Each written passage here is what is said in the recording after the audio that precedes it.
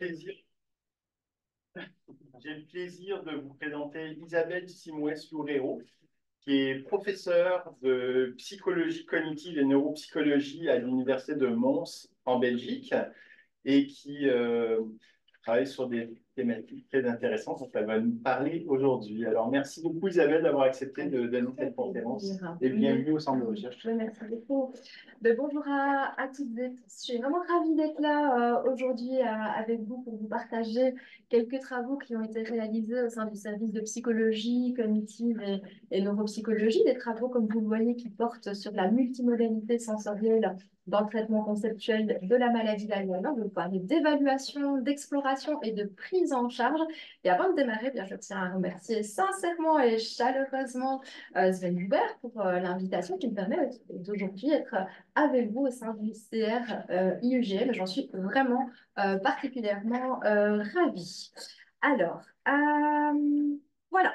De quoi je vous présente, de quoi je vais vous parler aujourd'hui.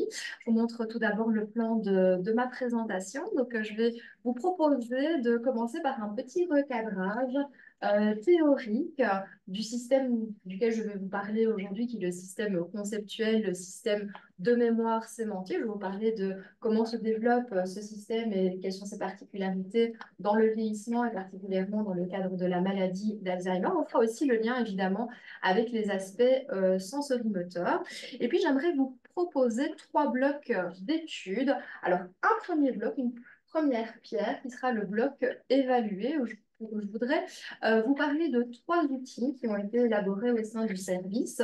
Les 2 premiers sont des outils de dépistage de l'altération lexico-sémantique dans le cadre de la maladie d'Alzheimer, le TCDMA plus pour les aspects de troubles de la dénomination, le mini-QCS qui permet de dépister les troubles sémantiques, et puis un autre outil qui est plus un outil d'évaluation plus large pour lequel Sandrine Basaglia est aux commandes et a créé l'outil, nous voir dans le service pour la validation, la normalisation de cet outil, c'est l'ENCS qui est un outil d'évaluation multimodal de la mémoire sémantique. Et donc l'intérêt de cet outil, c'est de tester les concepts à travers différentes modalités sensorielles pour venir tester l'hypothèse de déficit d'accès à l'information sémantique versus déficit des représentations sémantiques centrales. Donc ça, ce sera le premier bloc d'études que je vais vous proposer. Le deuxième, alors c'est pas vraiment un bloc, c'est une étude qui est exploratoire. Ce sera le bloc exploré, où je vais vous parler d'une variable qui est la variable de force perceptuelle. La force perceptuelle, c'est une variable qui permet de mesurer le poids sensoriel des concepts. On a des concepts qui sont fortement incarnés dans le corps et d'autres qui le sont peu. Par exemple, j'ai illustré avec, par exemple, l'ananas ou la pomme. Ce sont des concepts qui sont très incarnés parce qu'on peut les sentir, on peut les goûter, on peut les manipuler. Et puis, il y a d'autres concepts qui sont très peu incarnés, comme par exemple le concept de lune, qu'on ne peut appréhender que via la modalité visuelle. Et cette force perceptuelle, on sait interroger sur est-ce qu'elle va moduler l'accès les performances au niveau de lexico-sémantique et particulièrement chez les personnes atteintes de maladie d'Alzheimer. C'est une étude qu'on a fait dans le cadre d'un doctorat et donc je vais vous proposer ici les résultats de cette étude. Et puis le troisième bloc, ce sera le bloc prise en charge.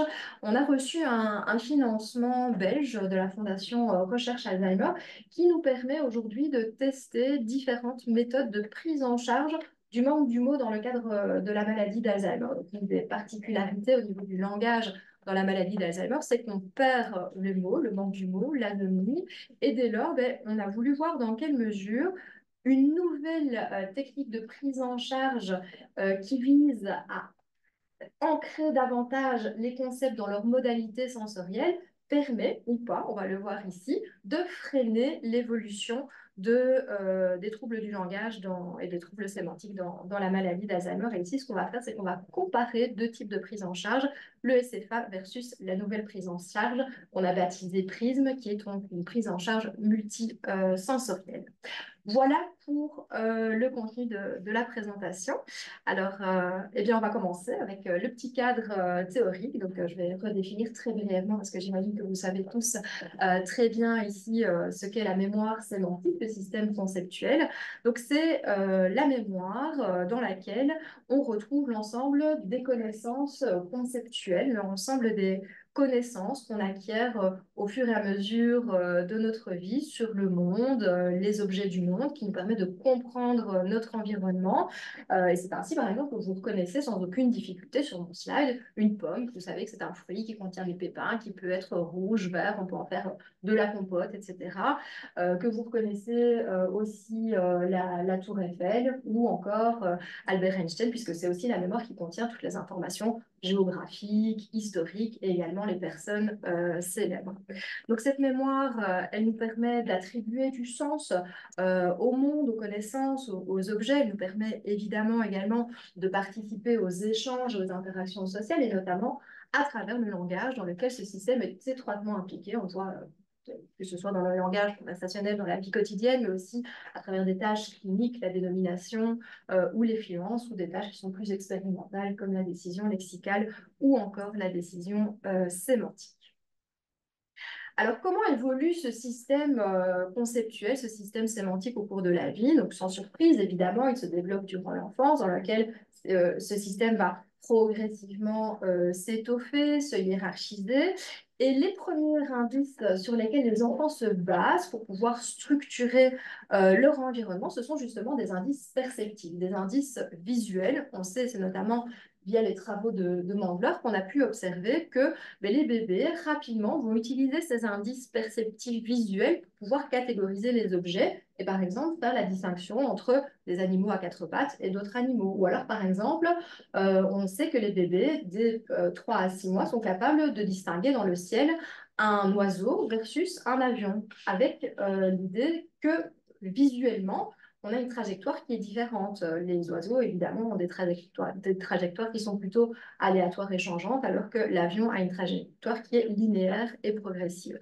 Ensuite, ce sont d'autres indices qui vont permettre aux enfants de structurer leur réseau lexico-sémantique, des indices thématiques, par exemple, donc des indices de recoupement spatio-temporel. Donc, l'enfant va, à partir entre 1 et 2 ans, comprendre qu'il y a des objets du monde qui vont ensemble. Par exemple, la clé va dans la serrure de la porte. Ça, c'est plutôt un regroupement thématique. Et puis, ce sont d'autres regroupements, comme par exemple les regroupements taxonomiques, qui sont des regroupements de catégories, par exemple la catégorie des animaux, la catégorie des fruits, des légumes, etc. Donc ça, c'est plus pour l'enfance, mais ce qui nous intéresse particulièrement, c'est qu'est-ce qui se passe dans le vieillissement et puis dans la maladie d'Alzheimer. Donc dans le vieillissement, on sait que cette mémoire sémantique, elle est relativement robuste aux effets de l'âge. On peut continuer à apprendre, par exemple, des mots de vocabulaire avec le vieillissement sans difficulté. Il est bien documenté dans la littérature que les représentations sémantiques centrales sont relativement robustes, relativement bien épargnées. En revanche, ce qui est peut-être un petit peu plus vulnérable, ce sont les aspects exécutifs de la sémantique, c'est-à-dire la récupération d'informations sémantiques, ce qui notamment explique le fameux manque du mot qu'on peut commencer à expérimenter avec l'âge, donc des difficultés à récupérer les mots qui seraient plutôt liés à des problèmes d'accès à l'information, alors que l'information, elle est toujours bien présente dans la mémoire. Dans la maladie d'Alzheimer, donc vous savez que c'est une pathologie neurodégénérative la plus fréquente, dans laquelle l'atteinte prédominante est plutôt une atteinte au niveau de la mémoire épisodique, mais il y a également, de façon un petit peu plus discrète, des atteintes de la mémoire sémantique. Et les études montrent que cette atteinte, elle est centrale et elle présente des caractéristiques particulières. Je vais vous les exposer si mon PowerPoint veut bien avancer. Voilà. Donc, la détérioration sémantique dans la maladie d'Alzheimer, forcément, elle est progressive. C'est une pathologie neurodégénérative. Donc, on va avoir un déclin qui avance avec la maladie. Cette détérioration serait même déjà décelable chez certains patients atteints de troubles neurocognitifs légers. Notamment, on le voit dans les travaux de Sven Joubert. La particularité, c'est qu'on a une atteinte qui est hiérarchique. On parle d'atteinte dite bottom-up, dans le sens où certaines informations seraient plus résistantes que d'autres. Et ce sont les traits qui sont plus généraux, qui vont être plus robustes à la détérioration comparativement aux traits qui sont plus spécifiques. Un exemple qui est souvent donné dans la littérature, c'est l'exemple du tigre ou du zèbre, qui possèdent tous les deux des rayures. Donc, la caractéristique spécifique de ces animaux, c'est de posséder des rayures. Donc, rapidement, les personnes atteintes de maladie d'Alzheimer vont perdre cette caractéristique spécifique, mais conserver l'information plus générale qui concerne le fait que ce sont des animaux. Donc, il y a cette détérioration hiérarchique qui est dite bottom-up avec la préservation d'éléments globaux et la détérioration d'attributs qui sont des attributs plus spécifiques. Une autre caractéristique, c'est qu'on voit une atteinte qui est dite catégorie spécifique, c'est-à-dire que, en tout cas au niveau de la maladie d'Alzheimer, ce qu'on voit, c'est que la catégorie des objets naturels, les fruits, les légumes, les animaux, vont être plus sensibles et plus vite détériorés que la catégorie des objets qui sont manufacturés, comme les outils, les meubles, les moyens de transport, par exemple. Cette détérioration sémantique progressive, elle a des conséquences au niveau du langage oral. On va avoir un langage qui va s'appauvrir au fur et à mesure de l'évolution de la maladie d'Alzheimer, un discours qui peut devenir confus avec notamment l'anomie, le manque du mot, donc la difficulté à récupérer les mots dans le langage, mais également des paraphasies sémantiques, c'est-à-dire que les personnes vont se tromper d'exemplaires, d'étiquettes lexicales au sein d'une catégorie sémantique et par exemple dire chien pour chat, dire pomme pour poire. Donc ça, c'est une paraphrasie sémantique. On va sélectionner un autre exemplaire au sein d'une même catégorie sémantique. Les personnes vont utiliser des mots de fréquence plus élevée, donner des mots plus généraux, donc des réponses super ordonnées, donc dire un fruit pour une pomme, dire un animal pour un cheval, etc. Et faire aussi ce qu'on appelle les circonlocutions, donc tourner un peu autour du pot, définir le mot plutôt que donner l'étiquette lexicale cible. Donc c'est un discours qui va progressivement devenir de plus en plus confus, de plus en plus déstructuré. Venons-en maintenant au lien avec les systèmes sensorimoteurs et l'approche incarnée. Alors, l'approche de la théorie de la cognition incarnée et située offre un cadre qui est assez intéressant pour considérer justement les liens entre le système sémantique et les aspects sensorimoteurs, puisqu'elle propose que les concepts, les représentations sémantiques sont directement ancrées dans les modalités sensorielles et perceptives. Donc, traiter des connaissances conceptuelles reviendrait à recréer des expériences antérieures et par exemple évoquer une connaissance, comme par exemple évoquer la connaissance d'une pomme, reviendrait à recréer l'expérience sensorimotrice liée au concept, par exemple des informations motrices, le fait de croquer dans une pomme, des informations sensorielles, par exemple visuelles, la forme, la couleur. Ça peut être aussi des traits auditifs, le bruit que produit le fait de croquer dans une pomme, et d'autres types de traits comme les traits fonctionnels ou les réactions affectives également. Alors, dans cette perspective de cognition incarnée, les représentations sémantiques reposent dès lors sur des expériences multimodales. Quand on perçoit les objets de notre environnement, on les perçoit à travers différentes modalités sensorielles. Encore faut-il venir intégrer ces différentes modalités sensorielles pour en former un tout unifié, une représentation cohérente et le processus qui nous permet de faire cette combinaison de sources d'informations sensorielles en un tout cohérent, c'est l'intégration multisensorielle, l'IMS. Alors, ce qui est intéressant, c'est que dans le vieillissement, cette IMS, cette intégration multisensorielle, elle est majorée. On voit que les personnes âgées vont davantage bénéficier de la présentation de concepts en multimodalité plutôt qu'en unimodalité. On a une étude notamment qu'on a réalisée, une vieille étude maintenant, elle date de 2016, mais on avait présenté des concepts dans différentes modalités, donc dans des unimodalités, par exemple juste la modalité visuelle, juste la modalité auditive, donc le son que produit un objet, et puis une bimodalité. Donc, on montrait l'objet en faisant entendre également le son produit par l'objet. Et ce qu'on a pu observer, c'est que lorsqu'on présente les concepts en bimodalité, donc par exemple le mot pomme avec le son que produit le fait de croquer dans une pomme, eh bien, les personnes âgées vont mieux récupérer le concept en termes de temps de réaction et en termes de précision de réponse. Donc, il y a une sorte de bénéfice de la multimodalité dans le sens d'une plus grande intégration multisensorielle, une facilitation générale des processus multisensoriels qui agirait un peu comme un phénomène un peu compensatoire lorsque différentes informations sensorielles sont présentes en cohérence autour d'un même concept. Donc ça, c'est intéressant. Dans le cadre de la maladie d'Alzheimer, on a en revanche mis plutôt en évidence un déficit d'intégration multisensorielle qu'on peut notamment relier à cette hypothèse de déconnexion cérébrale, c'est-à-dire qu'il y aurait une déconnexion, une diminution de la connectivité fonctionnelle entre les aires cérébrales modales qui amènerait à ce déficit d'intégration multisensorielle.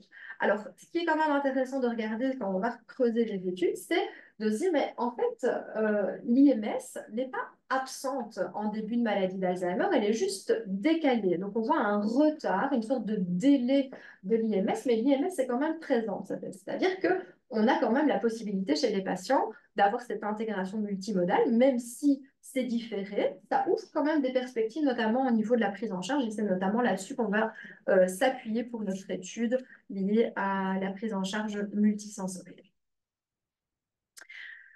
Voilà pour le petit cadre conceptuel, le petit cadre théorique que j'avais envie de reposer avant de vous parler des différentes études. Donc, je vais commencer maintenant avec le premier bloc d'études qui sont des études concernant le développement d'outils d'évaluation lexico-sémantique. Donc, le premier outil que je vais vous présenter, c'est le mini-QCS, le questionnaire de connaissances sémantiques. Donc, vous voyez qu'il est très court puisqu'il contient 12 items. Donc, l'idée, c'est vraiment de faire du dépistage au niveau de l'altération sémantique.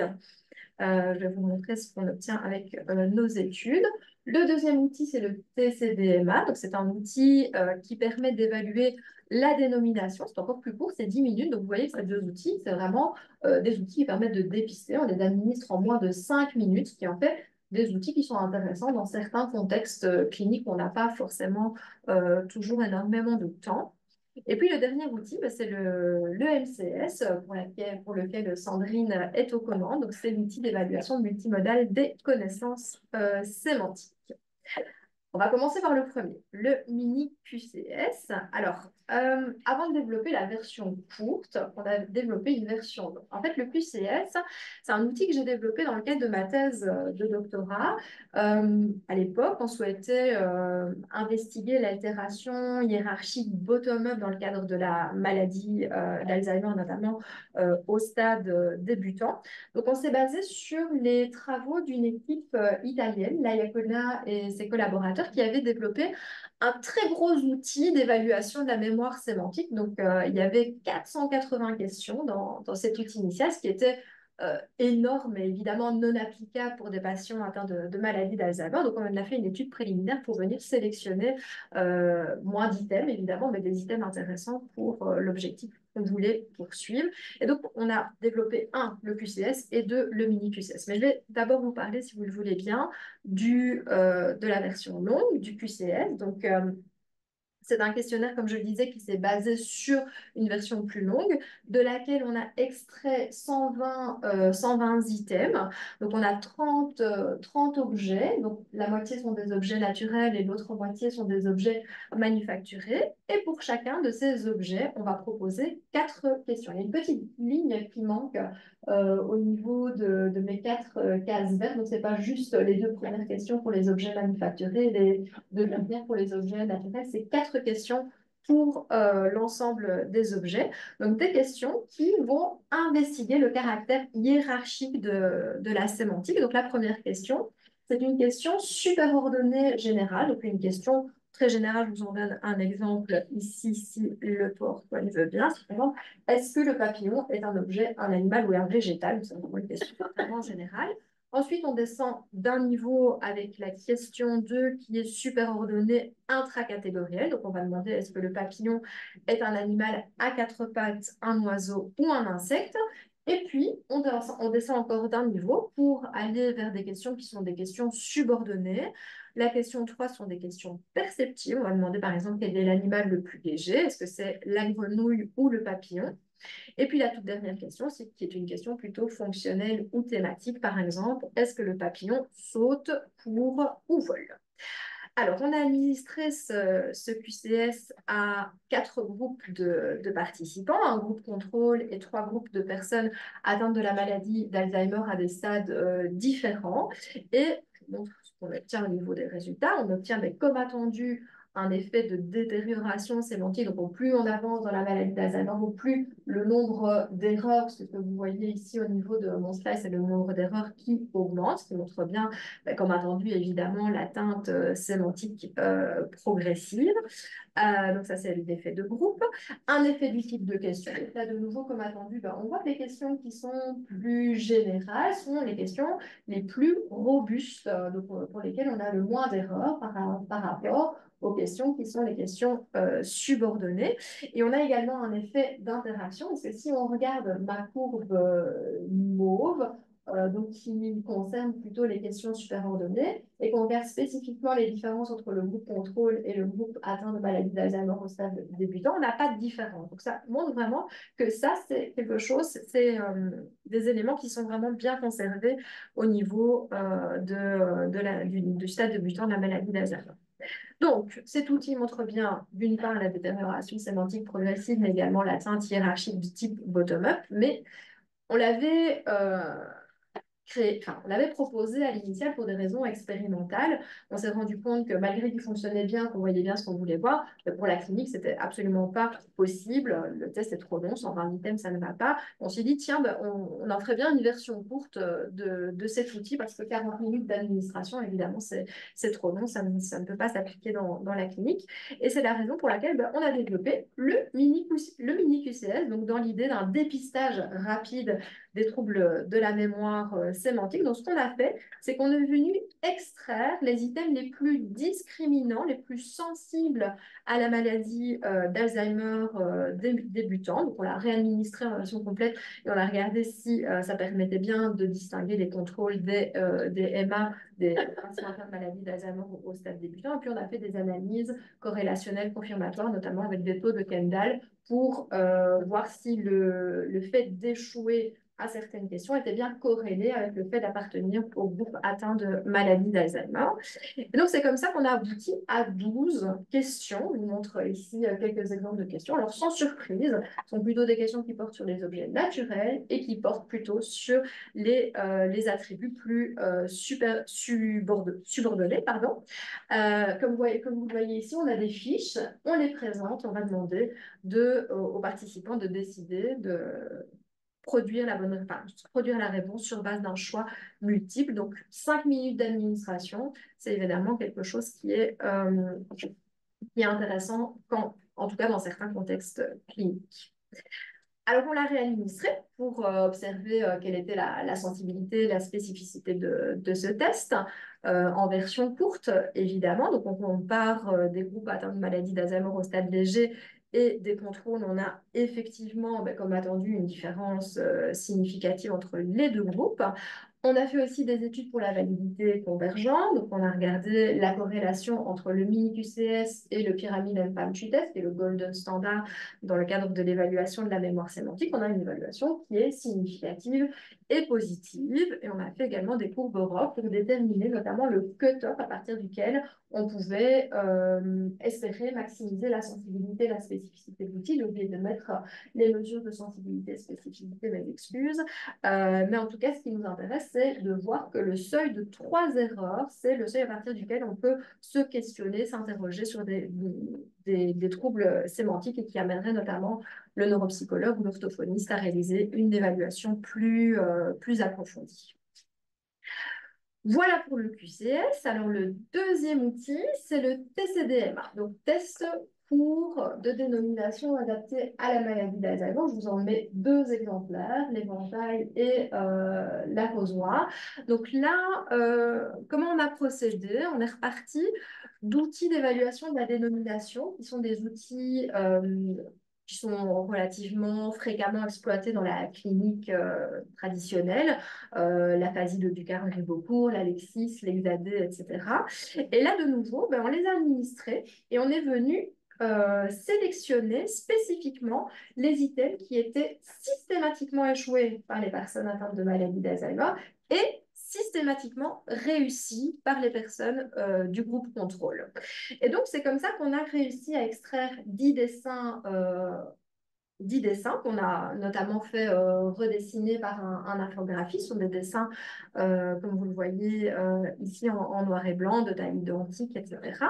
Et donc, sur base de ces 10, de ces 10 items, on a fait une étude où on a comparé de nouveau les performances entre les personnes d'un groupe contrôle, donc sans difficulté, versus un groupe atteint de la maladie d'Alzheimer. Et là, de nouveau, eh bien, on a regardé la validité convergente de l'outil. En comparant avec l'Hexadé, on voit qu'il y a une relation qui est positive et significative de nouveau. Les deux groupes, vous voyez qu'ils performent également de façon significativement différente. Et là, c'est un hasard, mais on a exactement le même cutoff que pour le mini QCS. On a un cutoff à 3 erreurs qui maximise la sensibilité et la spécificité de l'outil.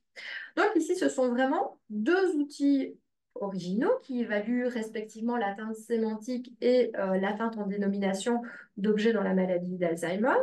Deux outils rapides avec une très bonne validité convergente, ce qui est en fait des outils qui sont appréciés dans le dépistage de la maladie d'Alzheimer avec un seuil, donc, comme je l'ai dit, de 3 erreurs.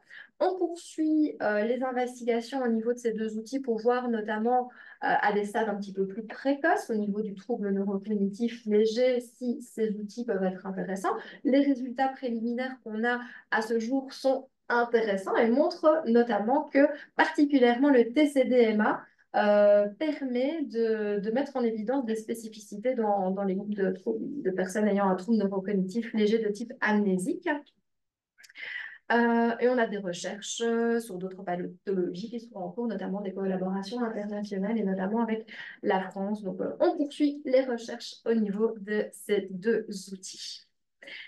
Et donc, j'en viens maintenant au troisième, un autre outil qui a été élaboré dans le service par Sandrine Badaglia-Papas, comme je vous l'ai dit, qui est aux commandes de ces outils, c'est l'EMCS. Donc, l'EMCS pour échelle multimodale des connaissances sémantiques. L'intérêt et l'originalité de cet outil, c'est de venir tester la mémoire sémantique dans différentes modalités. Pourquoi? Pour pouvoir venir cerner la nature des troubles sémantiques. Est-ce qu'il s'agit de troubles d'accès à la mémoire sémantique ou est-ce qu'il s'agit plutôt de difficultés qui sont relatives à une atteinte des représentations sémantiques centrales? Et dans la littérature, on a mis en évidence qu'il y a des critères qui distinguent ces deux types de déficits, de troubles. Pour les troubles d'accès sémantique, les troubles seraient dépendants de la modalité. C'est-à-dire qu'on pourrait avoir un item qui serait réussi dans une modalité visuelle et raté dans une modalité imagée, par exemple. Et donc, l'intérêt ici de l'outil que présente Sandrine, c'est qu'il va y avoir différentes modalités d'accès à l'information sémantique. On va tester différents concepts en proposant des accès différents pour justement voir si l'atteinte est dépendante ou non de la modalité de présentation. Si c'est dépendant de la modalité de présentation, on va plutôt parler d'un trouble d'accès. Si ce n'est pas dépendant, qu'il y a une atteinte, quelle que soit la modalité de présentation, alors on va plutôt parler d'une atteinte plutôt de représentation sémantique centrale.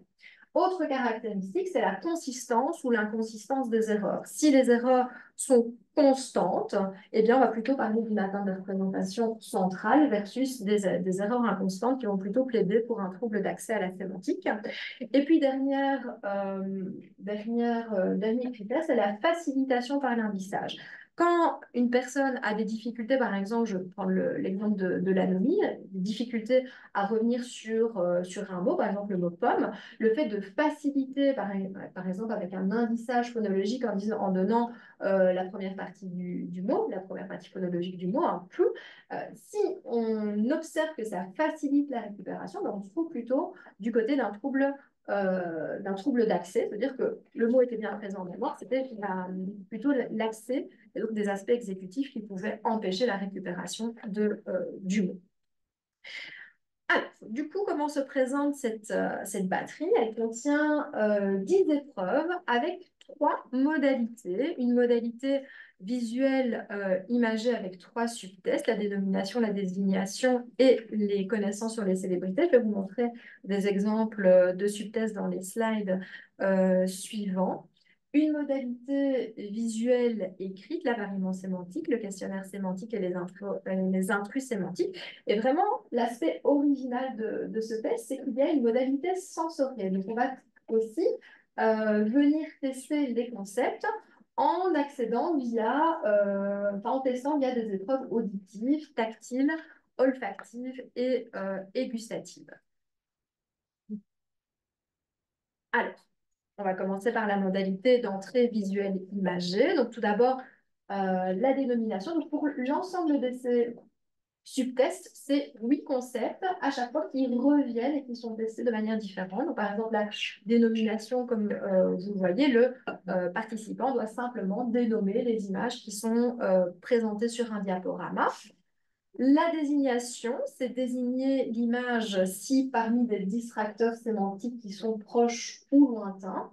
Et les connaissances sur les célébrités, vous voyez qu'on a déjà 2 versions, une version française et une version belge. Si vous êtes intéressé, on pourrait éventuellement imaginer de développer, pourquoi pas, une version canadienne, québécoise. Donc, les connaissances sur les célébrités, donc ce qu'on propose, c'est des célébrités. On va demander tout d'abord si les personnes sont familières avec les visages qui sont présentés, puis récupérer le nom et le prénom et 2 informations sémantiques par rapport à la personne qui est présentée. Si la personne n'arrive pas à récupérer le nom et le prénom de la célébrité, il y a la possibilité de faire une facilitation par la profession, ce qui a été montré comme quelque chose de facilitant dans la littérature. Donc ça, c'était pour la modalité d'entrée visuelle imagée. La modalité d'entrée visuelle écrite est également constituée de 3 épreuves. Donc tout d'abord, l'appariement sémantique. Donc on montre un mot en partie haute de l'écran avec 2 autres mots dans la partie basse. On va demander de dire parmi les 2 mots qui sont présentés en dessous, lequel va le mieux avec le mot du dessus. Le questionnaire sémantique, qui sont des questions fermées de type oui/non. Et puis les intrus sémantiques où le participant doit simplement dire quel est l'intrus, c'est-à-dire le mot qui ne va pas avec les autres. Et la dernière modalité, c'est la modalité sensorielle qui est composée de 4 épreuves, l'épreuve auditive, tactile, olfactive et gustative. Donc l'épreuve auditive, eh bien, on va faire entendre des sons, par exemple le son du téléphone, on va demander à la personne de récupérer de manière spontanée le nom de l'objet qui produit le son. Si elle n'y arrive pas, on passe via une désignation, donc 4 images, on va demander de désigner quelle est l'image qui correspond au son qui a été produit. Donc ça, c'est pour l'épreuve auditive. La deuxième épreuve, c'est l'épreuve tactile. Donc ce sont des objets qu'on va faire manipuler les yeux fermés. Par exemple, un trombone. On va demander de nouveau, est-ce que la personne est capable de détecter l'objet dont il s'agit, qu'elle manipule. Si pas, eh bien, il y a de nouveau une désignation. L'épreuve olfactive, on fait sentir des odeurs, donc l'odeur du café, de la cannelle, d'un parfum. Et puis l'épreuve gustative, donc c'est faire goûter du lait, du sirop de pêche, du sirop de vanille et du sirop de menthe. Et de nouveau, on va proposer, dans le cas d'erreur, de désigner parmi des images quel est ce qui a été goûté. Alors, ce qui est intéressant avec cet outil, c'est qu'on va pouvoir faire une analyse sémantique sur base des 2 modalités visuelles imagées et visuelles écrites. Donc, comme je l'ai dit, les 8 concepts reviennent à travers les différents subtests, ce qui va nous permettre de voir si le subtest est échoué dans le concept est échoué dans tous les subtests. Alors, on pourra conclure à une atteinte sémantique centrale, ou est-ce qu'il est conservé dans certaines modalités. Alors là, on pourra plutôt formuler l'hypothèse d'un trouble d'accès lexico-sémantique. Alors, On a commencé à prendre des normes chez les Français et les Belges. On a des résultats qui sont un petit peu différents. On a des différences significatives entre les deux populations. Donc, on a proposé des normes sous forme de percentiles différents entre les Français et les Belges. Donc, on a des normes pour les deux pays en fonction de l'âge, évidemment, et en fonction du niveau de scolarité. On n'a pas d'effet de genre, pardon, par contre, qui est relevé. Euh, et donc, qu'est-ce qui se passe chez les personnes atteintes de maladies d'Alzheimer? Donc, on a très peu de données pour le moment. On peut déjà vous dire que chez les 8 participants qu'on a testés, on a des résultats qui sont globalement affaiblis chez tous les patients dans toutes les modalités, et particulièrement pour l'épreuve olfactive, ce qui en fait un marqueur intéressant. Il y a des études notamment qui ont montré que ça pouvait être considéré, ces cibles olfactives, comme un marqueur clinique précoce du développement de la maladie d'Alzheimer. Donc ça pourrait aussi être intéressant voilà, de poursuivre la récolte de données, ce qu'on va faire de toute manière pour voir si on a une confirmation de ces effets-là. Et voilà, c'est un peu l'aspect original de ce test, c'est d'avoir ces différents subtests au niveau des modalités sensorielles. Voilà pour le bloc évalué. Et je vous propose maintenant de passer au bloc exploré. Donc ici, on passe sur la multimodalité sensorielle. Et comme je vous l'ai dit en introduction, on a fait une étude exploratoire avec une de mes doctorantes, Aurélie Micheli, sur l'effet de la force perceptuelle. Donc la force perceptuelle, c'est cette variable qui capture le poids sensoriel. Des exemples que je vous ai donnés tout à l'heure en introduction, de l'ananas et de la lune. Donc l'ananas qui est très ancré dans les différentes modalités, puisqu'on peut le voir, on peut le sentir, on peut le goûter, on peut le manipuler. Donc il a une force perceptuelle qui est élevée. Est-ce que cette force perceptuelle, en tout cas c'est la question qu'on s'est posée avec ma doctorante, conférerait une forme de robustesse au concept, puisqu'on peut se dire finalement que quand on a différentes modalités sensorielles qui sont impliquées autour d'un concept, peut-être qu'on a plus de traits sémantiques au niveau des concepts qui leur permettraient d'être plus robustes. Donc ça, c'est l'hypothèse qu'on a voulu tester. On l'a fait dans une tâche de décision lexicale et avec des patients atteints de maladies d'Alzheimer. Alors, la force perceptuelle, comme je vous l'ai dit, c'est une variable qui permet de capturer l'expérience sensorielle à travers les 5 modalités. Comment est-ce qu'on recueille cette force perceptuelle? On va demander à des participants de juger sur des échelles de type Likert dans quelle mesure des concepts, l'ananas, la lune, etc., est associé à une expérience sensorielle visuelle, auditive, tactile, gustative, olfactive. On le fait de manière différenciée pour l'ensemble de ces variables. Donc, on a vraiment des mesures à la fois pour le visuel, pour l'auditif, pour le tactif, le gustatif, l'olfactif, qui diffèrent d'autres variables, comme par exemple le Sensory Experience Rating, qui est une variable très générale de l'expérience sensorielle, mais qui biaise du coup certaines modalités. Ici, on a vraiment des évaluations au niveau des différentes modalités. Donc, c'est comme ça qu'on est venu recueillir cette force perceptuelle pour les différents items, et ce qui nous a amené à constituer 2 groupes de mots, ceux qui sont très ancrés à travers les modalités sensorielles, la force perceptuelle plus, et ceux qui sont moins ancrés dans les modalités sensorielles, la force perceptuelle faible. Et on s'est dit, tiens, est-ce que ça change quelque chose quand on fait des tâches comme par exemple de la décision lexicale? Oui, ici, je vous montre simplement qu'avant de réaliser cette étude, on a pris des normes de force perceptuelle chez des jeunes pour 270 mots de la langue française et on s'est questionné, on s'est dit, mais tiens, en fait, quand on prend les normes, on le fait souvent auprès des personnes jeunes. Mais est-ce que potentiellement, il y aurait des évaluations différentes et des forces perceptuelles qui pourraient être différentes pour les mêmes mots chez les personnes âgées? Et donc, on l'a refait avec les personnes âgées. Ce qu'on voit globalement, c'est que la force perceptuelle, elle est stable dans le vieillissement, voire même un petit peu plus importante pour certaines modalités. Donc, ce qui nous a amené à ajuster un peu notre corpus de mots pour être sûr d'avoir les mêmes évaluations, parce que dans un premier temps, en fait, on a fait l'expérience avec les jeunes. Je pourrais vous en parler tout à l'heure si vous le souhaitez. Alors, pour cette étude en question, donc, ce qu'on a fait, c'est qu'on a comparé 3 groupes, un groupe contrôle et 2 groupes de personnes atteintes de maladie d'Alzheimer au stade débutant et au stade modéré. Je vous montre ici les caractéristiques sociodémographiques de nos participants. Les évaluations préliminaires, donc on a fait des évaluations globales, exécutives, épisodiques et aussi des psychosémantiques un petit peu plus extensives. Ce que je vous montre ici, c'est que globalement, On a bien des différences, comme attendu, au niveau cognitif global, sémantique, épisodique, etc., entre nos trois groupes, mais pas pour l'anxiété et la dépression. Ça nous confère, enfin, ça permet quand même de se dire, voilà, c'est pas ça qui pourrait potentiellement expliquer les différences entre nous. Donc, comme je vous l'ai dit, on a constitué un protocole expérimental dans lequel on a contrasté des mots à force perceptuelle forte et faible.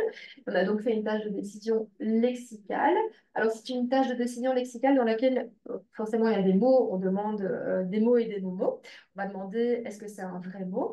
Pour les non-mots, pour complexifier un petit peu la tâche, on a pris des mots qui avaient une certaine plausibilité orthographique et phonologique, pour que ce soit des mots qui ressemblent en fait à des mots de la langue française. Je vous montre ici que les deux corpus de mots diffèrent bien au niveau de la force perceptuelle, donc là, le PS, et au niveau de l'exclusivité modale. Donc l'exclusivité modale, c'est dans quelle mesure le concept est représenté dans une modalité ou plusieurs modalités. Sans surprise, les mots qui sont à force perceptuelle forte sont des mots qui sont multimodaux et les mots à force perceptuelle faible sont des mots qui sont plutôt unimodaux. Et puis, ce qu'on a fait aussi, et ça, c'est vraiment un travail assez rigoureux et chronophage, je dirais également, c'est qu'on a veillé à ce que nos deux corpus de mots ne diffèrent pas sur toute une variable, sur toute une série de variables psycholinguistiques, la fréquence, le nombre de lettres, la familiarité, etc. Donc, pour pouvoir dire que si on observe des différences entre nos deux groupes de mots, ce n'est pas dû à une autre variable qui pourrait expliquer cette différence. Donc, voilà pour le protocole. Alors, au niveau des résultats, qu'est-ce qu'on observe? Et quand on compare les sujets sains aux sujets atteints de maladie d'Alzheimer au stade débutant, on observe tout d'abord un effet de groupe qui témoigne simplement que les personnes atteintes de maladie d'Alzheimer sont plus lentes que les personnes âgées saines. Mais ce qu'on voit aussi et qui est vraiment intéressant, c'est cet effet d'interaction que j'ai entouré là en rose. On voit que les personnes atteintes de maladie d'Alzheimer au stade débutant vont traiter plus rapidement les mots quand ils sont des mots à force perceptuelle forte. Cet effet n'apparaît pas chez les contrôles. On pourra en discuter tout à l'heure. Pourquoi est-ce que ça n'apparaît pas? Et il n'apparaît plus chez les personnes atteintes de maladie d'Alzheimer à un stade plus modéré. Donc c'est vraiment un effet spécifique qui se manifeste au stade débutant de la maladie d'Alzheimer. On traite plus vite les mots quand ils sont multimodaux, quand ils sont multisensoriels. On s'est un peu interrogé sur cet effet spécifique qui apparaissait au stade débutant de la maladie d'Alzheimer. On a fait des analyses complémentaires. On s'est dit, tiens, est-ce que cet indice de force perceptuelle, il peut être expliqué par nos évaluations sémantiques exécutives? Donc, on a fait des corrélations, des régressions linéaires qui nous ont permis de voir qu'effectivement, cet effet de force perceptuelle, il est prédit par les évaluations sémantiques, lexicales, mais aussi exécutives. Donc, le TCDMA, le mini-QCS et la BREF, donc l'évaluation des fonctions cognitives brèves, prédisent cet effet de force perceptuelle. Alors, qu'est-ce qu'on peut dire de tout ça? Donc, il y a visiblement un effet de facilitation des items qui ont une force perceptuelle élevée chez les patients en stade débutant de la maladie d'Alzheimer, avec un accès qui semble plus rapide aux mots avec une force perceptuelle forte. Donc, on pourrait formuler l'hypothèse que ces mots, ils sont davantage préservés que les mots à force perceptuelle plus faible. Et la manière dont on l'a expliqué, c'est que il pourrait s'agir en fait d'un effet de richesse perceptuelle. Ces mots, ils ont davantage de traits sensoriels qui leur conféreraient une forme de robustesse, en tout cas au stade débutant de la maladie d'Alzheimer, dans un effet compensateur par cet effet de richesse perceptuelle. Donc une facilitation qui s'expliquerait par une compensation, une forme de compensation perceptuelle, qui serait un peu comparable à cet effet de richesse sémantique qui a notamment déjà été démontré chez les patients atteints de maladie d'Alzheimer au stade débutant par Duarte et collaborateurs.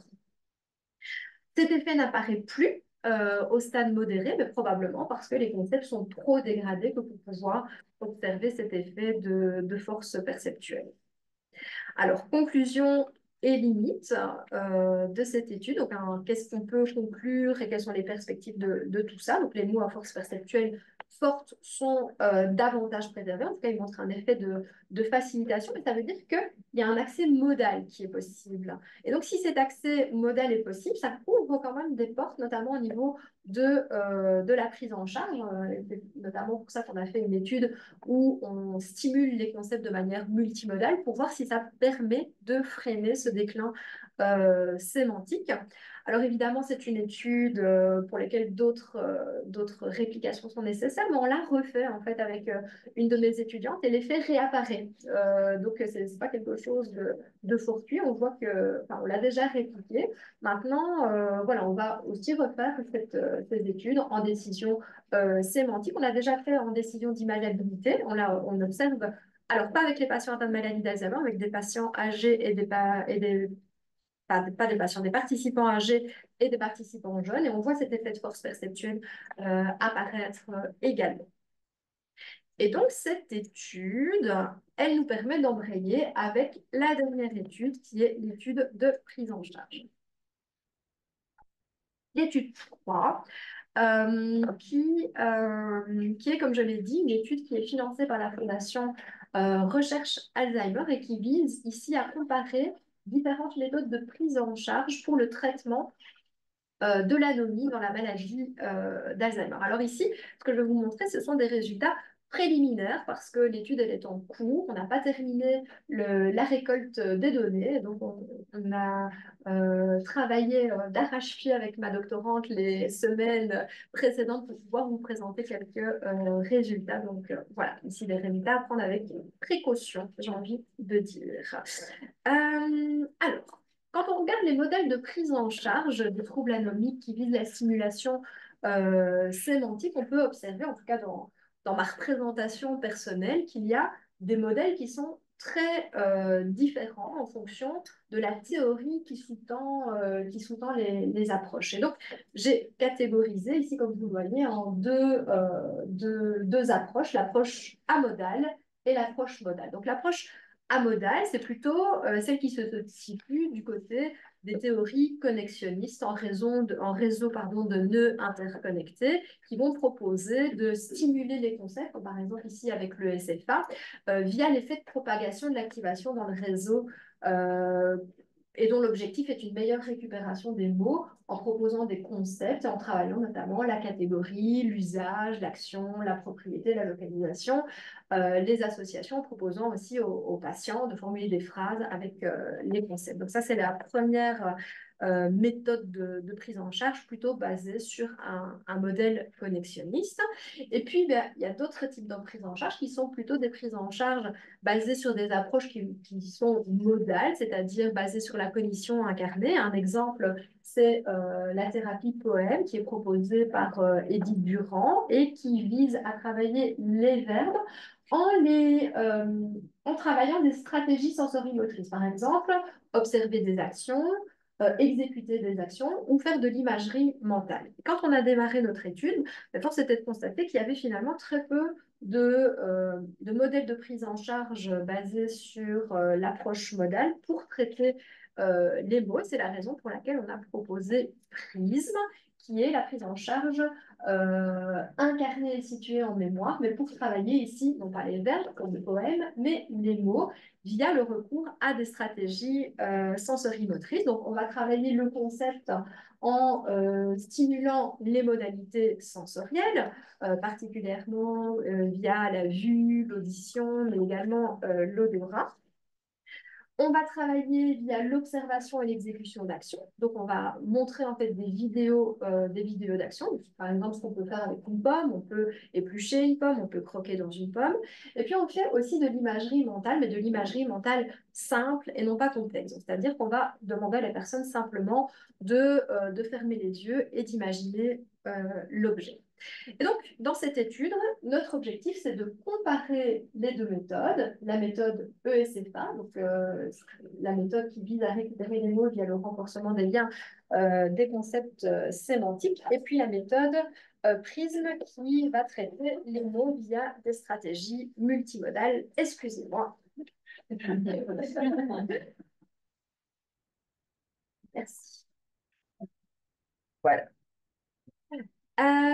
Voilà, pour vous en dire un tout petit peu plus sur Prism, à ce stade, c'est 1400 stimuli qui ont été sélectionnés. Donc, ces stimuli, c'est à la fois des images, des images qui sont des images liées au concept. Donc, si par exemple, je prends le concept de pomme, c'est une pomme verte, une pomme rouge, différents types de pommes, mais aussi des images distractrices.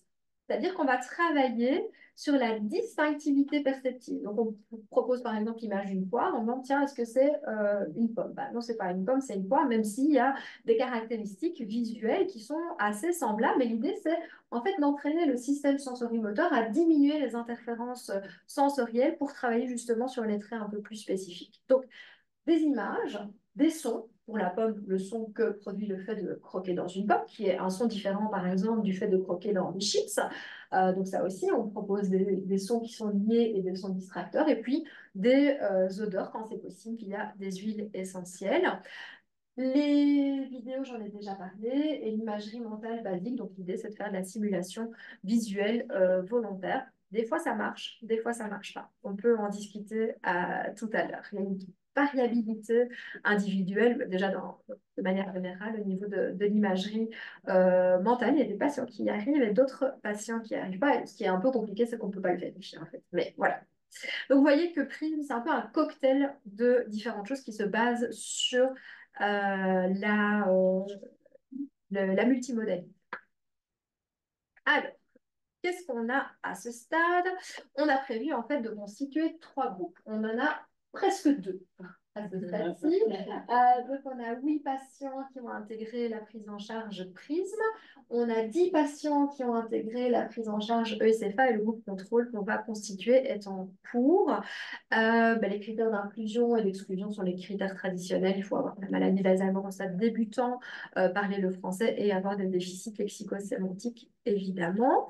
Je vous montre à ce stade-ci les caractéristiques des 2 groupes, simplement pour vous dire qu'il n'y a pas de différence d'âge, de niveau socio-culturel et il n'y a pas de différence au niveau des profils cognitifs et lexico-sémantiques, ce qui nous autorise à faire des comparaisons préliminaires. Les évaluations cognitives, thymiques et générales, donc au niveau du matériel, tous les patients ont une évaluation telle que vous la voyez, avec une évaluation un petit peu plus extensive. Au niveau lexico-sémantique, on a notamment une tâche du discours, je n'ai malheureusement pas encore les résultats, une échelle de communication et puis des épreuves lexico-sémantiques, d'appariement, de fluence, etc. Je vais vous présenter les résultats qu'on a eu le temps d'analyser.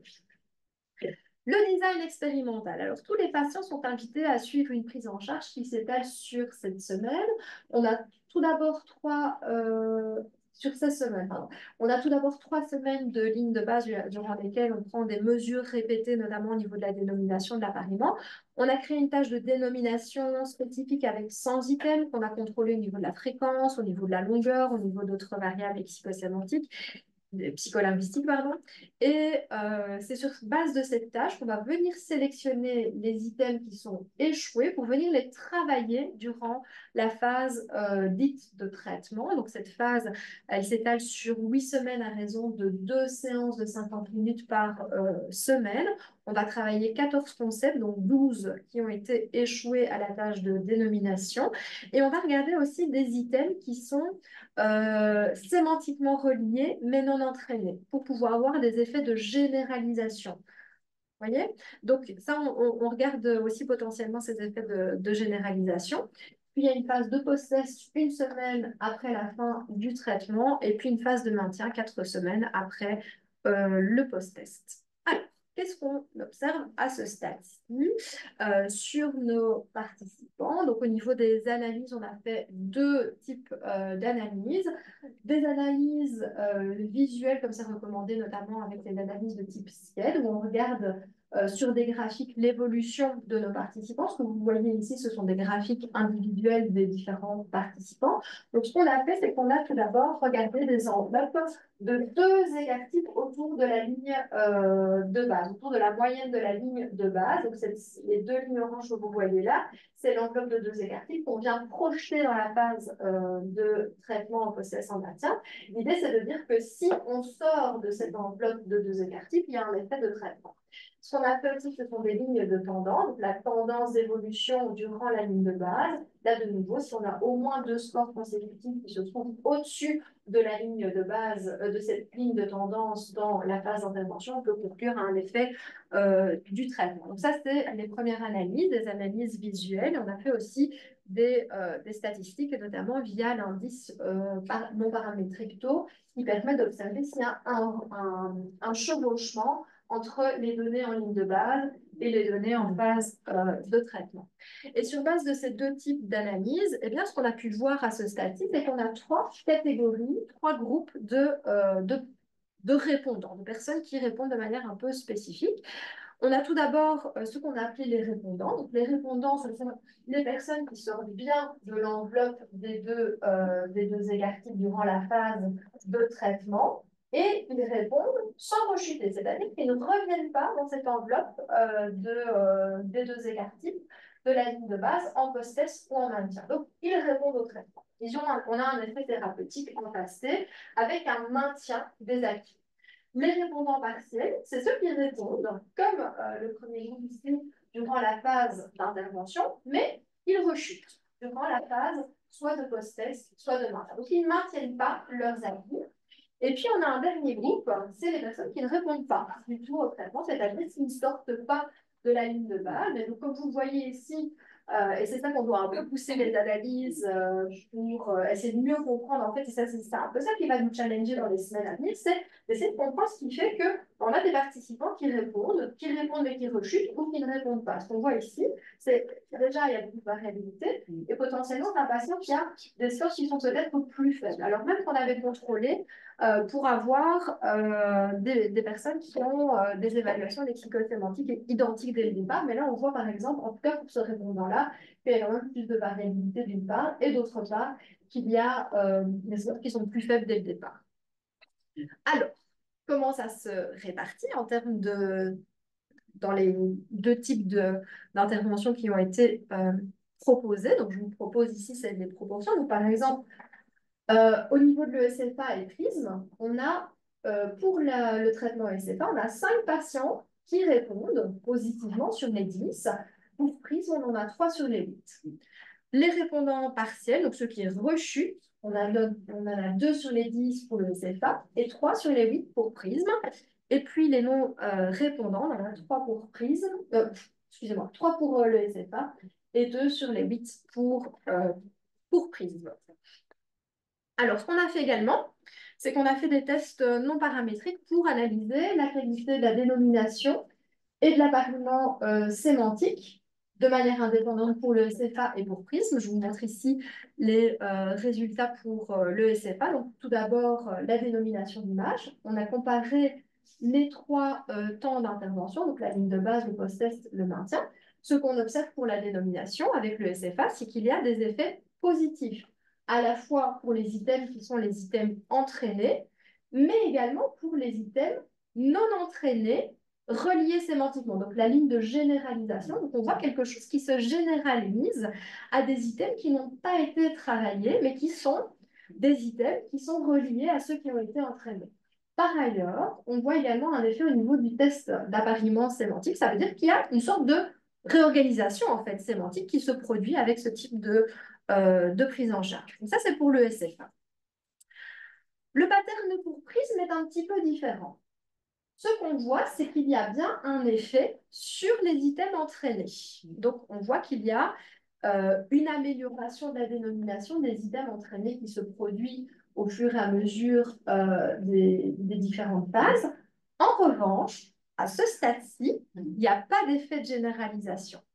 Mais j'en ai parlé cette semaine avec mon collègue Guillaume Vallée qui m'a donné une super idée. Il m'a dit ceci, il m'a dit, mais en fait, tu regardes la généralisation sur les items sémantiquement reliés.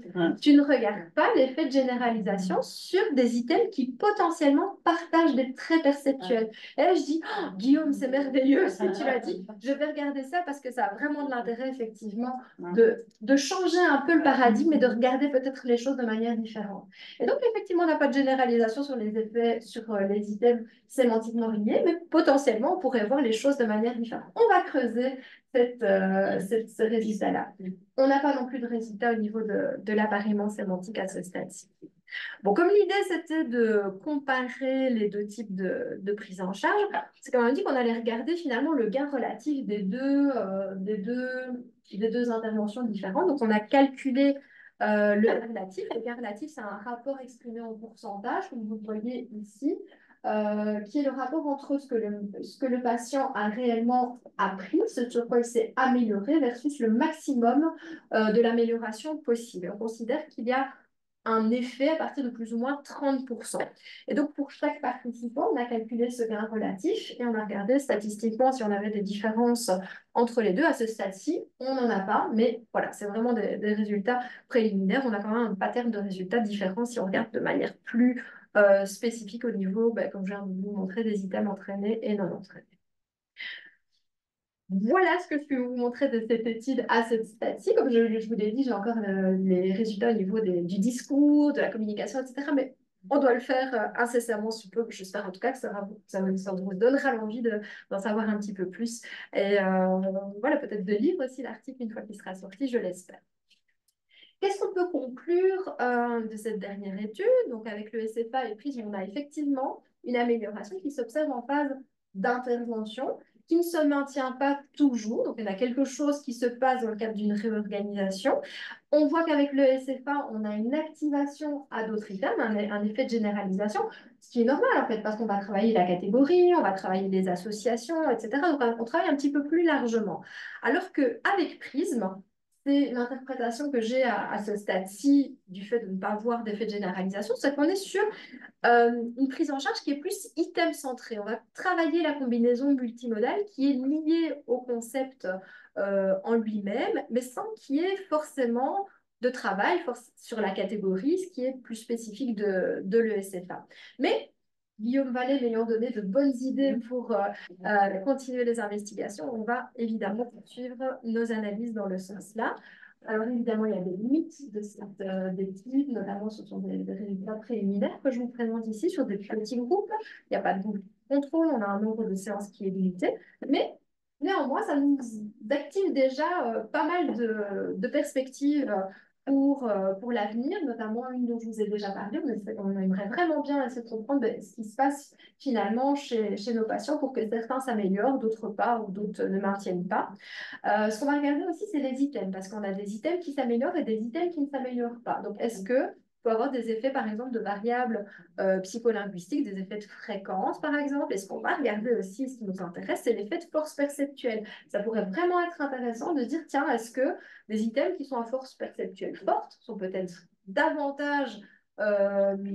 c'est peut-être plus intéressant de les travailler avec prisme, peut-être, que les items à force perceptuelle faible, qui pourraient peut-être davantage bénéficier de l'ESFA.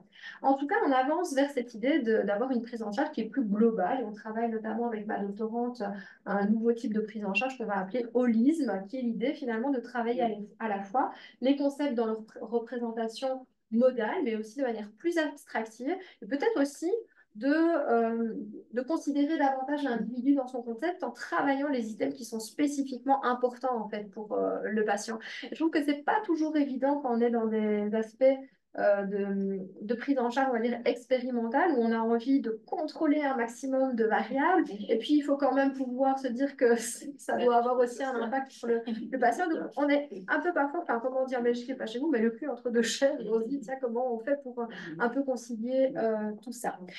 Et puis, la dernière perspective, c'est la réalité virtuelle. Donc, on a ici déposé un projet, et je croise les doigts pour que ce projet puisse être retenu, parce que l'idée, ce serait de travailler les concepts, mais en les ancrant davantage dans un contexte, en fait. Donc, pouvoir proposer aux patients une immersion dans un contexte, donc pas travailler la pomme sur un ordinateur, mais travailler la pomme, pourquoi pas au marché, où il y a d'autres objets, donc, dans un environnement immersif qui contextualiserait davantage la prise en charge.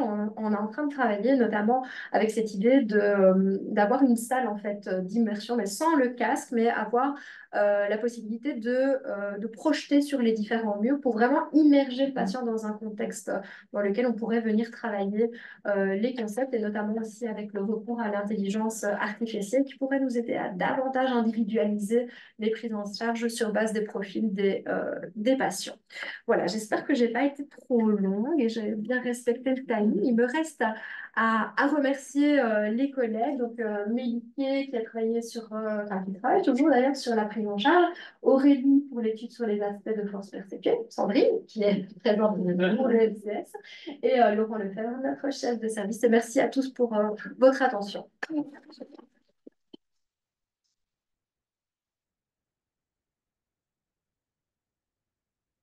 Une question. Merci pour votre présentation. Désolé pour l'hystérie. Mais merci en tout cas d'avoir été présent. Je vous remercie.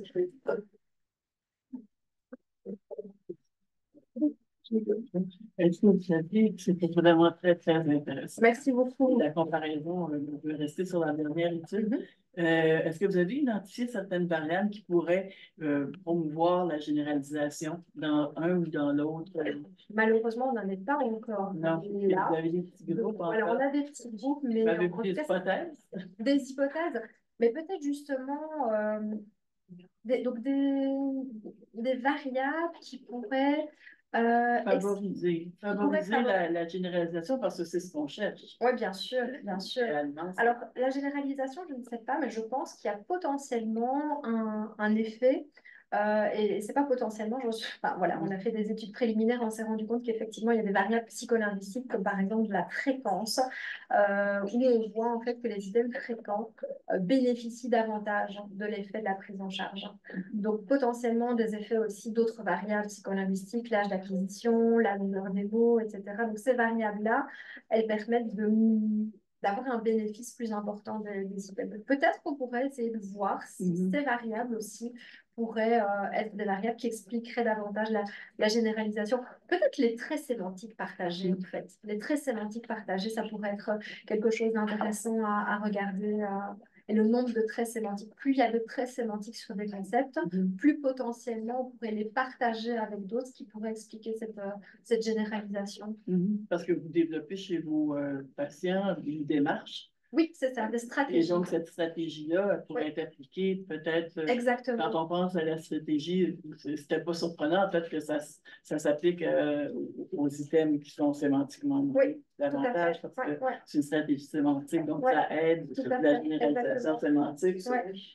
Dans le perceptuel, ça reste c'est ça. Ça reste limité. Mais ceci dit, en parlant de généralisation et d'exploitation de stratégie par les patients, ma doctorante me disait quand elle faisait Prisme, elle voyait que les patients, et ça ce serait intéressant de l'opérationnaliser et de le voir de manière peut-être plus chiffrée, elle voyait chez les patients qui avaient du mal à récupérer les mots, qu'ils essayaient avec des stratégies un peu sensorimotrices. Donc, ils disaient, ah, mais ça a une odeur, par exemple. L'objet a une odeur, je sais que ça a une odeur, et donc on voit qu'il y a quelque chose de l'ordre de l'exploitation de stratégie qui se généralise au quotidien, et ça c'est chouette. Et par ailleurs, et ça c'est ce qu'on va faire aussi, notamment avec d'autres échelles, la CETI, etc.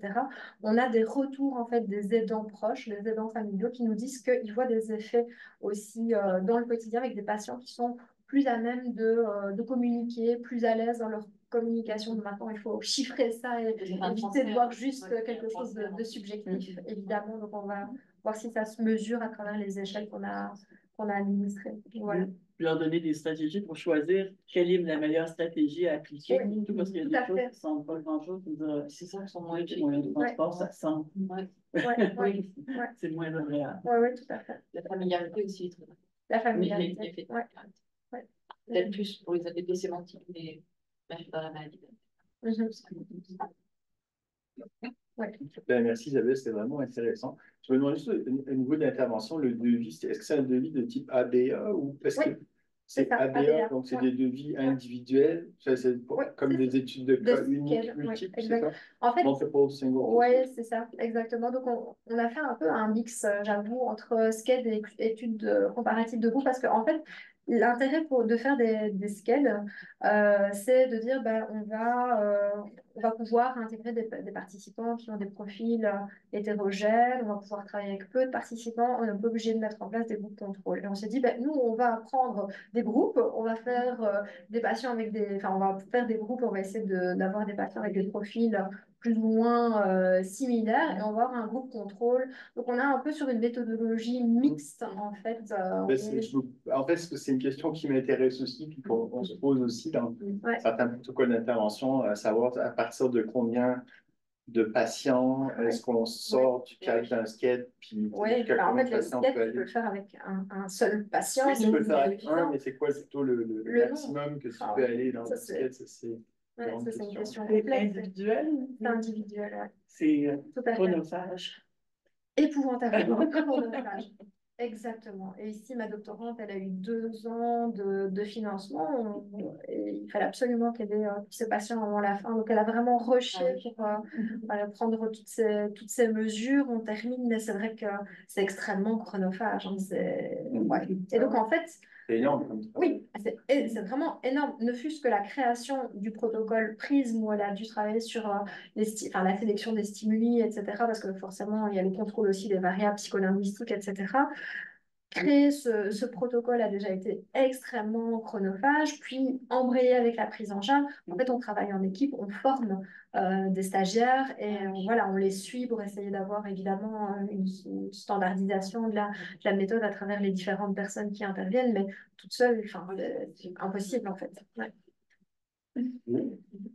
Merci beaucoup. Je m'excuse. Ce sont les allergies, ne vous inquiétez pas. Elles sont compatibles. Donc, très, très intéressant travail. Il y a beaucoup de facettes, donc je vais juste me poser sur une ou deux questions. Pour les effets de généralisation que vous n'avez pas trouvés, est-ce que vous avez des hypothèses sur qu'est-ce qui pourrait motiver ça? Parce qu'en fait, vous avez utilisé un peu le même schéma qu'Edith a utilisé d'un poème. Oui. Et justement, d'un poème, elle avait trouvé des effets de généralisation qui étaient, disons, qu'aucune autre thérapie avait trouvé auparavant. Donc, si l'on considère que c'était à peu près les mêmes plans, pourquoi vous pensez qu'il n'y a pas d'effet de généralisation? Oui, c'est effectivement une grande question. Et comme je l'ai évoqué, à ce stade-ci, l'hypothèse qu'on a formulée, c'est sur base de la comparaison avec le SFA. Donc, pas de généralisation, parce qu'en fait, quand l'effet de généralisation, on le regarde sur les items qui sont sémantiquement reliés. Et comme j'en ai discuté notamment avec Guillaume et Edith, peut-être que ce n'est pas les bons items sur lesquels il faut regarder cet effet de généralisation. Il faut peut-être regarder des effets de généralisation sur base d'items qui partageraient des traits perceptifs et sensoriels. Et peut-être là, on pourrait observer l'effet de généralisation. Donc, peut-être juste qu'il n'apparaît pas parce qu'on n'a pas regardé au bon endroit. Moi, je pense que c'est une très bonne piste. Est-ce que je peux poser une autre question? Alors, vous avez parlé aussi... Bon, j'ai plusieurs questions, je vais essayer de me limiter. Enfin, oui. Bon, dans la première partie de votre présentation, vous avez parlé des tests de dépistage. Je me demande comment vous avez contrôlé pour les potentielles difficultés de compréhension des phases complexes chez les personnes qui débutent des origines démence, parce qu'on sait que quand les phases sont syntaxiquement complexes, il y a des difficultés très, très tôt dans la maladie. Et dans plusieurs de vos consignes ou de vos inductions pour arriver à dénommer ou à trouver le mot cible, il y a quand même des structures de phase qui sont compliquées. Est-ce que vous avez contrôlé pour cet aspect-là? On n'a pas contrôlé, mais on a essayé évidemment d'avoir les consignes les plus simples possibles. On n'a pas eu l'impression, en tout cas au niveau du mini QCS, du TCD9, peut-être tu pourras parler de l'MCS si tu veux, Sandrine. On n'a pas eu cette impression que les consignes étaient extrêmement... Il y avait plusieurs options. Disons, il y avait plusieurs options, donc mémoire de travail, oui, alors, même fonction exécutive. En fait, ma question pourrait être toute une autre. Est-ce que vous avez regardé les résultats que vous avez obtenus qui vous permettent de distinguer des personnes qui ont une maladie d'Alzheimer en phase initiale à la lumière des résultats d'autres épreuves des fonctions exécutives et des compréhensions des phrases? Parce que qu'est-ce qu'on est en train d'identifier là? C'est la maladie d'Alzheimer, oui, mais c'est quoi exactement? On ne l'a pas fait, mais on pourrait effectivement envisager de mettre dans les protocoles des évaluations exécutives pour contrôler. Maintenant, par exemple, au niveau du mini-QCS, on parle de mémoire de travail, mais en fait, comme les consignes, les questions à chaque fois apparaissent sous forme de fiches avec le choix de réponse qui reste, ça limite quand même très fortement l'aspect mémoire de travail exécutif également, comparativement à d'autres épreuves sémantiques. C'est sûr que ça limite, mais il y a quand même une composante. Exactement. Et comme on sait que ce sont des fonctions qui sont particulièrement sensibles. Juste pour, parce que je pense que ça ajouterait en plus le fait de voir que c'est est corrélé avec d'autres habiletés que celles que l'on mesure, mais qui sont des habiletés transversales. Bien sûr, mais je pense qu'on on peut pas imaginer qu'il n'y ait pas du tout de fonctions exécutives qui soient impliquées dans cette c'est évident. Et puis on essaie de réduire parce qu'on pourrait, ce serait une granulation plus fine. La sémantique exécutive, on travaille aussi là-dessus au niveau du labo, mais en tout cas au niveau des consignes et des tests, on a vraiment essayé de réduire l'implication des fonctions exécutives, de la mémoire de travail, la charge de mémoire de travail au minimum, mais dire que ça n'intervient pas, mais là je suis complètement d'accord avec vous, Jean-Jean. Et ce sera intéressant, effectivement, de mettre des tests complémentaires pour venir voir les corrélations. Tout à fait. Il y a une question dans le chat, non? Non.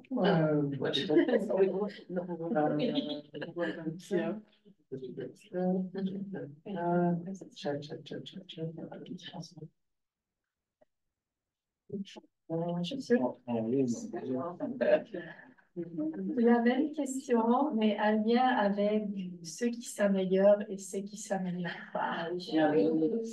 Exactement, vous avez complètement raison. Et ça, c'est ce que je disais, hein, c'est qu'on va être amené à explorer de manière un petit peu plus attentive en fait les profils des personnes. Et là, par contre, on a la brève, on a de l'épisodique, on a d'autres options. Ça va vraiment être intéressant de regarder ça. Tout à fait. Ah ouais, oui. Parce que ça peut aussi vous aider à discriminer quels sont les bons candidats pour la thérapie. Tout à fait. Exactement. C'est l'idée. C'est tout à fait. La motivation, c'est important. Exactement. À évaluer aussi. Oui, bien sûr, bien sûr. Mais le niveau de base et le différent. Tu peux être très motivé. Alors même qu'au niveau lexico-sémantique, ça a été contrôlé. Donc c'est vraiment des cycles lexico-sémantiques débutants. Même avec les épreuves qu'on a administrées, on voit malgré tout, et ça nous questionne aussi. C'est variable, quoi. Moi, ça me questionne sur quand on prend des mesures au niveau des bilans neuropsychologiques, on les prend à un moment T, voilà, qui peut être différent d'un autre moment. Et donc ça... surtout parce que c'est une maladie progressive, la maladie qui changer, voilà. Et s'est détériorée. Donc, mais bon, disons que si on prend la mesure, en fait, si on arrive à trouver une corrélation entre la réponse à la thérapie et les statuts de certaines habiletés, telles la fonction exécutive, telle. Après, on peut mesurer ces fonctions-là au moment de débuter l'intervention, puis on peut savoir si la personne est une bonne candidate ou pas. Exactement, c'est l'idée. C'est l'idée, tout à fait. Ce qui va nous animer dans les semaines qui arrivent. Je pense que la question qui a été posée, c'est la même question. Donc, voilà, c'est la même question sur qu'est-ce qui distingue les personnes qui arrivent en maintenir la hiérarchie. Voilà. Simona, une question. Oui, excellente présentation, très intéressante. J'avais une question sur l'échelle multimodale des connaissances sémantiques. En considérant toutes les études que vous avez faites sur la force perceptuelle, je me demandais si la modalité de la tâche va créer un biais dans le choix des items, dans le sens que dans la modalité olfactive, sûrement vous avez choisi des items qui ont force très élevée, acoustique, etc. Et donc, mais ça, c'est pas grave, c'est normal. Mais en général, je me demandais s'il y avait un indice de force perceptuelle globale pour pas avoir mis des items plus multisensoriels dans une tâche plutôt que l'autre. Et en ce moment-là, avoir le fameux avantage Alzheimer peut avoir joué un rôle. C'est super intéressant ce que vous dites et je pense qu'on va avancer vers la prise de données de force perceptuelle sur les items de l'EMCS. Sandrine, c'est déjà un commentaire qui nous avait été formulé et je pense que potentiellement il y a un effet de modalité. Effectivement, on sait que les items qui sont, imaginons, plus fortement gustatifs vont être plus facilement reconnus en modalité gustative. Donc on va avancer vers la prise de ces données-là, effectivement, regarder les choses de manière un petit peu plus précise. On peut effectivement formuler des hypothèses spécifiques par rapport à ça. Et je pense que ça va nous aider à essayer de comprendre cet effet. Merci pour le commentaire. Je pense que c'est précieux. Et si jamais on a fait quand même les normes pour la force perceptuelle, auditive et visuelle avec Guillaume ici en Québec, français québécois, si jamais vous prenez des normes pour justement comparer, parce qu'on est en 3600 complètement. Et justement, on en a parlé avec Guillaume début de semaine, on s'est dit que ce serait vraiment intéressant en fait de regarder l'effet culturel en fait de force perceptuelle. On a regardé l'effet de l'âge. Dans nos normes belges, mais prendre des normes dans des parties différentes de la francophonie et vérifier les effets de force perceptuelle différentielle en fonction des cultures. Oui, bien sûr. Je suis pas c'est sûr. Sans parler si vous auriez la possibilité de travailler avec les Premières Nations, parce que là, la force perceptuelle serait ça serait un beau projet qui aurait beaucoup de chances d'être subventionné.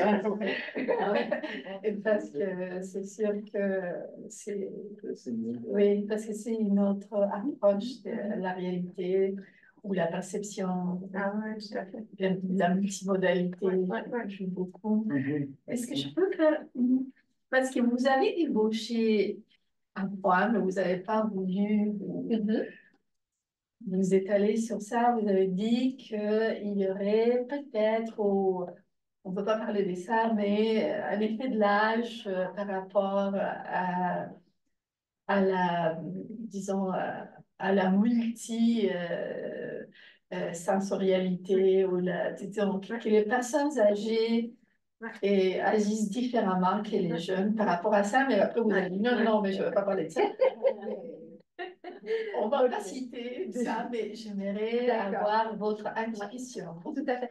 Alors, au niveau de la force perceptuelle, en fait, au départ, quand on a pris les normes chez les personnes âgées, on avait fait l'hypothèse avec ma doctorante qu'il était possible que la force perceptuelle évolue positivement avec l'expérience perceptuelle. Au plus les personnes sont âgées, au plus elles ont une expérience sensorielle riche, en fait, cumulée de toute leur expérience de vie. Et donc, on s'est dit, il est possible, en fait, d'avoir un effet de force perceptuelle plus important. Et ce qu'on voit, c'est globalement, c'est stable. Mais comme je l'ai dit, pour certaines modalités, et si je ne dis pas de bêtises, c'est pour la modalité gustative olfactive, je pourrais vérifier, on a un effet de force perceptuelle un petit peu plus élevé, en fait.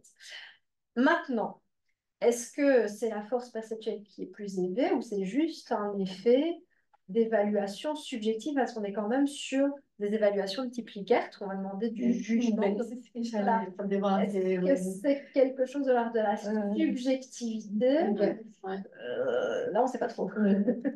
Mais étant donné l'échelle, c'est très difficile de savoir. Ce qui est 3 pour un peut être 4 pour l'autre. Exactement.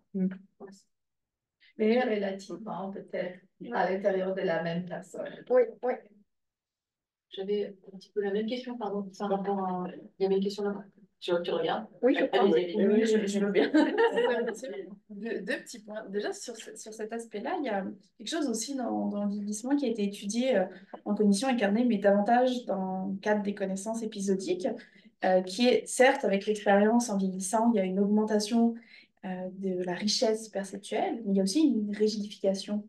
En tout cas, c'est une hypothèse qui est un petit peu avancée, c'est-à-dire que certains concepts, à force d'être extrêmement vus, puis imaginons par exemple la personne cuit un ananas tous les dimanches, c'est sa tradition, mais en vieillissant, cette force-là, l'association de l'odeur de l'ananas cuit, puis tout ça devient plus rigide.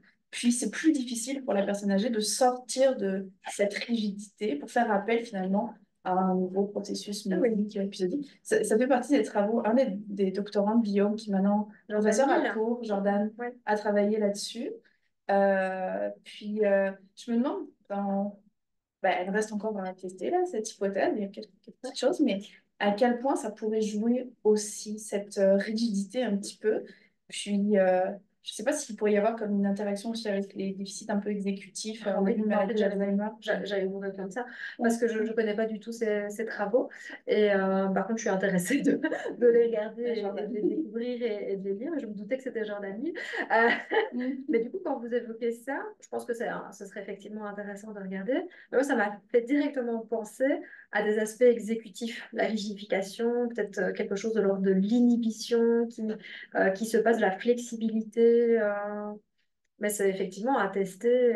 Mais je vais aller regarder les travaux de Jordan. Ça m'y fait penser dans le résultat. Je ne sais pas dans quelle mesure, parce que je n'ai pas en tête là, avec les contrôles, etc., ce qui a été regardé, mais sur la différence avec les patients atteints de la maladie d'Alzheimer en stade précoce, avec l'aspect, sur le test en multimodal. Donc l'étude sur la force perceptuelle avec la décision ça, avec le fait que les fonctions exécutives contribuaient à expliquer l'effet de force perceptuelle, c'est peut-être ça que vous voulez évoquer? En tout cas, ça rejoint l'idée que... Il y a eu tellement de discussions, j'ai plus en tête exactement la chose. Ça rejoint l'idée, effectivement, qu'il y a potentiellement quelque chose qui se joue au niveau des fonctions exécutives et de cet effet multimodal. Donc, dans le sens que l'affaiblissement exécutif pourrait être compensé par des effets de multimodalité. C'est ça, en fait, qu'on voyait au niveau de l'étude. Ouais. Et donc, potentiellement, ça pourrait être quelque chose qui est creusé. C'est notre hypothèse, c'est notre interprétation. Et donc, je pense que ça nécessite d'autres études pour venir investiguer cet effet exécutif, enfin, cet effet d'affaiblissement exécutif qui serait potentiellement compensé par la multimodalité sensorielle. Ça rejoint probablement les études de Jordan. Oui, c'est ça, en mémoire épisodique. En mémoire épisodique. Je vais regarder. Merci. C'est intéressant. Puis, si je peux juste, tant que je place des noms comme ça, sur la généralisation, ici, il y a qui est aussi un auteur doctorant, Guillaume Rudy Plurtès, travaille avec Sylvie Belleville au CRUGM. Puis eux, ils ont développé une intervention en mémoire épisodique, mais qui a pour but la généralisation de l'apprentissage. Et plutôt que de travailler sur des modalités, parce que lui aussi, il est d'approche incarnée de formation, puis au lieu de travailler sur les modalités spécifiques, il travaille sur les processus d'accès aux modalités. D'accord. Et donc là, ils en sont à leur seconde étude. Dans la première, déjà, l'effet de généralisation avait été assez important, ce qui leur a permis de faire une deuxième étude avec un échantillon plus important. Donc là, ils doivent être en train de les analyser, ça s'est terminé. J'ai participé à ça avec eux terminé en janvier, donc avec une 60aine de participants. Et c'est vraiment l'idée de tester. En fait, c'est le processus de récupération qui est testé. Donc, avec comment... Et on revient un petit peu sur l'imagerie mentale. Donc, comment la personne va venir avoir accès aux différentes modalités de son souvenir, aux différentes modalités de la trace. Et c'est ça qui permettrait, finalement, plus que la nature même... Il faut garder le côté multisensoriel, mais plus que la nature même. Intéressant. Donc, c'est Rudy Plurtès. Mais on va demander à Guillaume. Merci en tout cas pour les informations. Et justement, c'était par rapport à l'imagerie mentale. Ah oui. Oui, c'est vrai que voilà, c'est exactement ça. On ne sait pas trop, quoi, du coup. Mais en fait, l'imagerie mentale, donc on s'est un peu interrogé avec Mélanie avant de le faire. On s'est dit, tiens, qu'est-ce qui se passe dans le cas de la maladie d'Alzheimer? Et donc, les travaux montrent que l'imagerie mentale, elle est dite plus faible en fait. Dans le cas de la maladie d'Alzheimer, c'est pas qu'elle est impossible. D'autant plus qu'ici, on fait vraiment de l'imagerie mentale basique, c'est-à-dire qu'il n'y a pas de traitement exécutif ou visio-spatial, on ne demande pas de manipuler mentalement, on ne demande pas d'avoir une interaction avec un objet, on demande juste une imagerie mentale basique, à savoir juste se représenter visuellement, en tout cas, l'objet. Ah oui, et ça, en fait, la question, c'est ça. C'est ça. Essayer de vous représenter l'objet visuellement. Et donc, en fait, il y a certains patients qui se prêtent à l'exercice, qui ferment les yeux et qui nous décrivent ce qu'ils voient. Puis, il y en a qui n'y arrivent pas. Mais ça, il y a une variabilité aussi dans la population générale. On a des personnes qui sont aphantasiques, en fait. Donc, voilà. Oui, merci. Avec plaisir.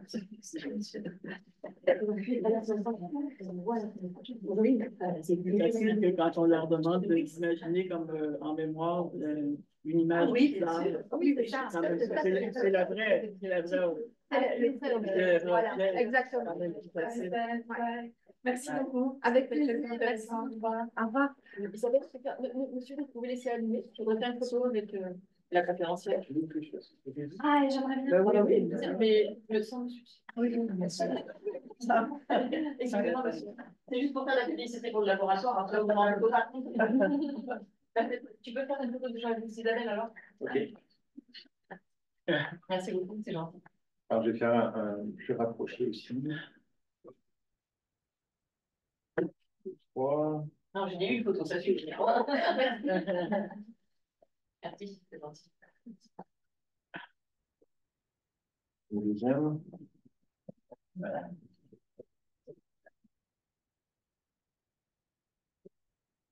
Super. C'est très intéressant.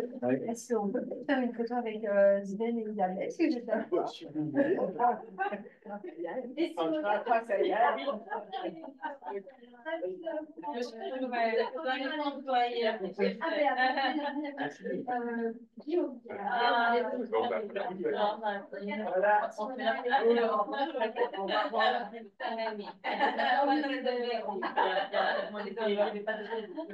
Si vous trouvez que vous étiez bien à Montréal.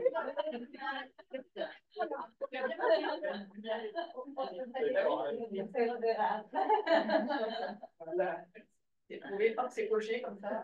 Voilà. Sinon, vous faites le reste. Ah, je mets là-bas. Ça serait bien d'avoir Jacques Brel. Merci. Bon, voilà. Merci beaucoup. Merci Isabelle.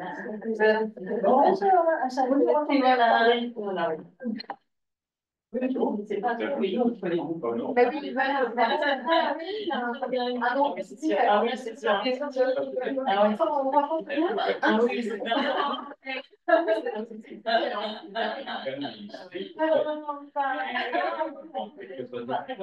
va bien.